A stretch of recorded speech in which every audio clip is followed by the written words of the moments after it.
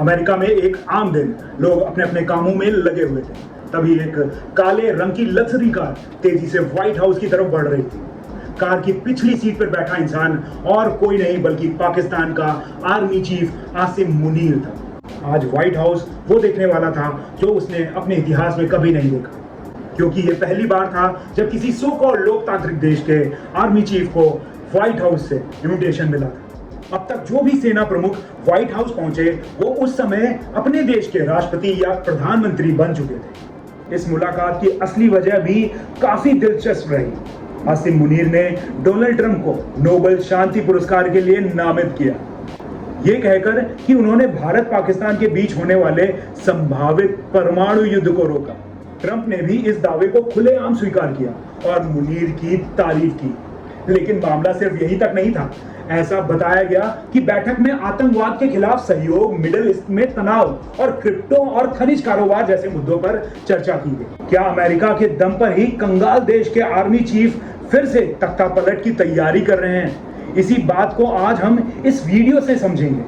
मैं राहुल वाजपेयी और आप देख रहे हैं counting cloud with army channel. चलिए शुरू करते हैं। पाकिस्तान में आर्मी सिर्फ बॉर्डर की रखवाली नहीं करती, राजनीति और देश के आंतरिक मुद्दों पर भी उनका खासा कंट्रोल होता है।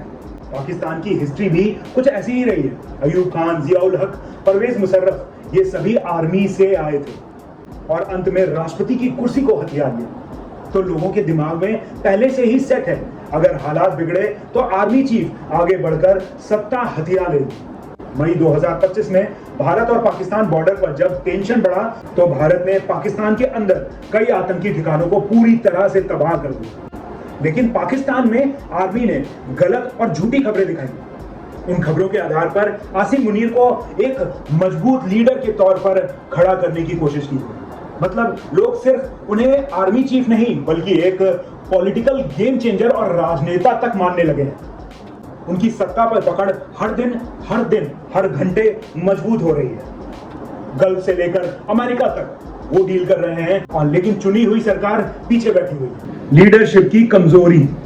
वहीं दूसरी तरफ पाकिस्तान के राष्ट्रपति और प्रधानमंत्री सिर्फ अपनी कुर्सी के लिए हमेशा दबाव में रहते हैं। आए दिन खबरें आती हैं कि शहबाज शरीफ पर बहुत दबाव है। वो महंगाई, IMF की शर्तें और जनता की नाराजगी के बीच अपनी कुर्सी को लेकर हमेशा डरे हुए रहते हैं।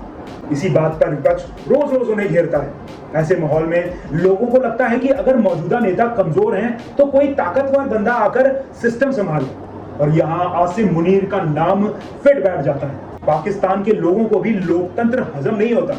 आसिम मुनीर अपने देश की जनता को भारत विरोधी नफरती चूरन चटा चटा कर खूब मजे ले रहे हैं और सत्ता की तरफ हर दिन धीरे धीरे ही सही आगे बढ़ रहे हैं। पाकिस्तानी कानून। पाकिस्तान का कानून कहता है कि आर्मी चीफ अगर वर्दी छोड़ दे तो वो राष्ट्रपति बन सकते हैं। लेकिन परवेज मुशर्रफ तो आपको याद ही होंगे, उनके केस में ये बात बिल्कुल ही उल्टी हुई।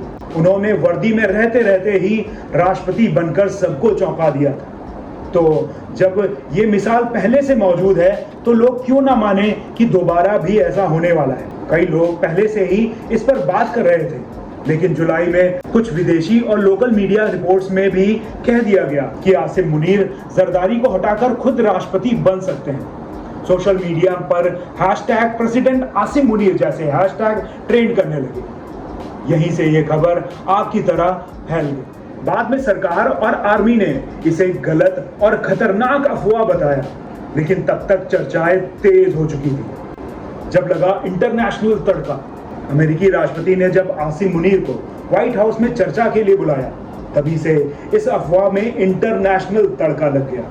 एक आर्मी चीफ अमेरिका से नई डील्स, सिक्योरिटी कोऑपरेशन पर चर्चा कर रहा है और चुनी हुई सरकार इस्लामाबाद में चूड़ियां पहने बैठी है ना अजीब सी बात। कुछ लोग मान बैठे हैं और सोशल मीडिया पर चर्चा भी कर रहे हैं। इंटरनेशनल बैंकिंग और फंड रेज करने की क्राइटेरिया को अगर माने तो राष्ट्रपति की कुर्सी तक आसिम बहुत आसानी से पहुंच सकते हैं।